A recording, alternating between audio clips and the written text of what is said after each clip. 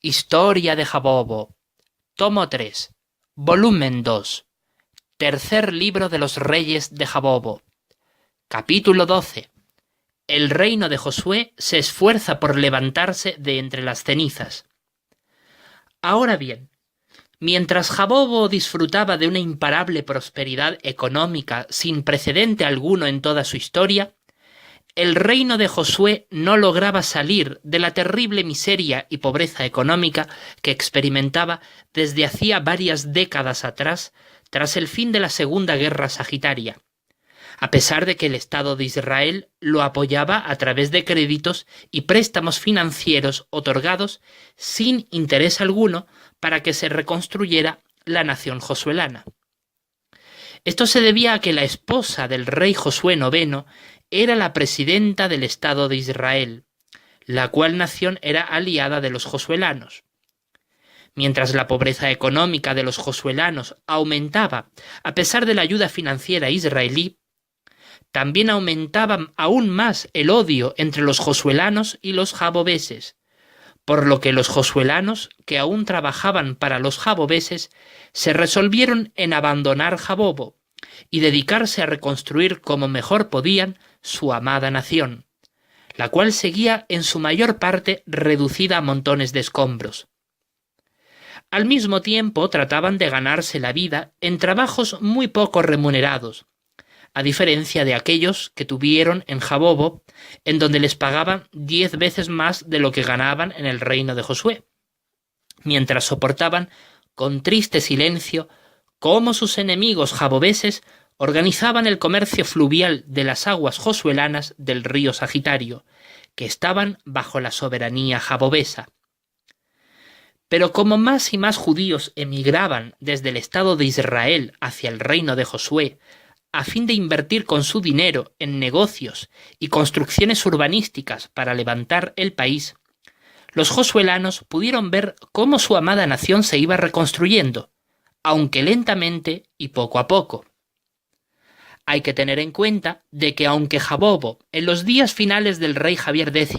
se llegó a convertir en una superpotencia económica de primer orden en el mundo, aún en mayor nivel que el imperio angloamericano y el gran gigante asiático, todavía distaba de ser una potencia militar de primer orden, calificación que aún la ostentaba Estados Unidos y sus aliados imperialistas, lo que le daba enormes ventajas a la hora de ejercer su influencia en el mundo entero. Ahora bien, sucedió que el rey Josué IX llegó a vivir una vida de depresión, odio hacia los jabobeses, tristeza y rabia por ver a su pueblo tan sumamente oprimido y aplastado por el enemigo que, en su impotencia por no poder hacer nada por remediar la deplorable situación, decidió ausentarse del reino por varios meses en una gira de viaje que hizo por el Estado de Israel a fin de despejarse y ver si podía conseguir el apoyo de aquel país para poder reconstruir su reino.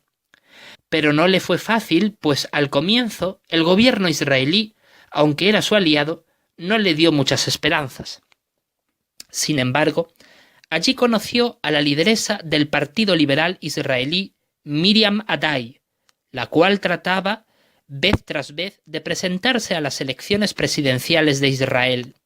pero nunca lograba alcanzar los suficientes votos como para llegar a ser presidenta, pues el Partido Conservador era el que finalmente llegaba a ganar. Ambos se hicieron muy buenos amigos y entablaron con el tiempo un noviazgo que los llevó al matrimonio. Para cuando eso sucedió, en el año 65 de la vida de Josué IX, como él era ya viejo, solo tuvieron 2 hijos. Resultó que para el tiempo en que ambos eran novios, ella ganó las elecciones y se convirtió en presidenta del Estado de Israel, con lo cual pudo ayudar financieramente al reino de Josué. Entonces, en su tercer año de matrimonio, tuvieron a su hijo primogénito, el futuro rey Josué X, quien vivió por 123 años y gobernó sobre su pueblo por 116 años. Su hermana Rahab Wilkinson Adai nació 6 años después de él y vivió por 113 años. Lo que pasa es que en aquellos tiempos la esperanza de vida estaba aumentando considerablemente como resultado de la continua desaparición de enfermedades dañinas como el cáncer, que eran resultado de la dañina radiación ultravioleta solar por causa del calentamiento global. Pero al producirse la constante emisión del gas hidrelio, aquello cambió, pues cada vez menos rayos ultravioletas solares dañaban el genoma de la humanidad al no llegar estos con facilidad a la Tierra, produciendo de esta manera generaciones cada vez más saludables. Sin embargo, la imperfección humana seguía produciendo personas tendentes a enfermarse y posteriormente a morirse. Ahora bien, con respecto al rey Javier X, él se llegó a casar con una de las mujeres pertenecientes al harén de las concubinas, y se llamaba Laura Pinedo, de 20 años de edad, en el año 35 de la vida de Javier X. Su matrimonio duró 76 años, hasta que falleció Laura, y cuando llevaba 3 años casados, engendraron a su hijo primogénito, el futuro rey Javier XI. Él vivió por 90 años y gobernó sobre Jabobo por 63 años. Su hermano Sebastián, menor que él por 7 años, vivió por 72 años. Entonces ocurrió que el rey Javier X llegó a enfermarse de gravedad contrayendo tuberculosis, pues sus pulmones se infectaron en el hospital de Jabobo cuando se hacía pruebas de salud, como siempre solía hacer cuando regresaba de sus viajes antárticos. Aunque de hecho llegó a recuperarse parcialmente de su enfermedad, sus pulmones quedaron mermados y volvió a enfermarse de gravedad por segunda vez, en aquella ocasión de pulmonía, por volver a visitar la Antártida.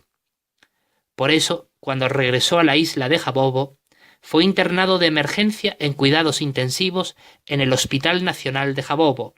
ubicado en el distrito jurisdiccional de Meorena,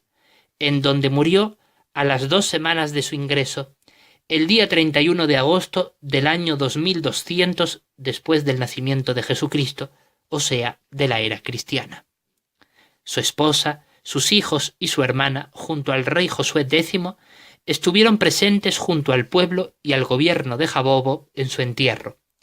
celebrado en la Catedral de Apolos, ubicada en la isla de Jabobo.